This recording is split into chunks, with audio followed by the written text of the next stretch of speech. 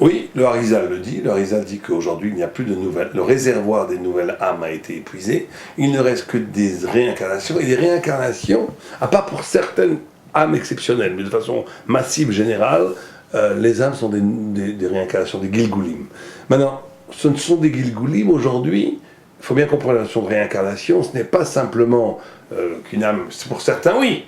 Mais pour la plupart, on est la réincarnation d'une partie de l'âme. Ce n'est pas... il y a des parties d'âme de tzaddik ou de rachat ou de bénonim qu'il doit être réparé. Et cette partie qui doit être réparée se réincarne dans l'entière âme de quelqu'un qui naît aujourd'hui. Certains très grands tzaddik sont la réincarnation d'une âme totale, mais c'est très rare.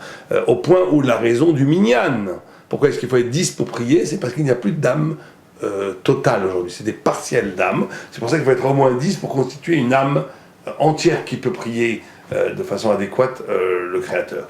Donc on est effectivement tous des réincarnations, à part quelques exceptions, je ne peux pas rentrer dans les détails. Il y a des êtres exceptionnels qui ne sont pas des réincarnations, mais 99,9% des humains sont des réincarnations, mais ils ne sont pas forcément la réincarnation d'une personne, ils peuvent être la réincarnation d'une partie d'une des catégories de l'âme de certains qui doivent être réparés, et c'est pour ça qu'ils sont nés. Ceci dit, quand quelqu'un naît, il peut même accoucher d'une âme de son vivant, ce qu'on appelle Ibur Neshamot.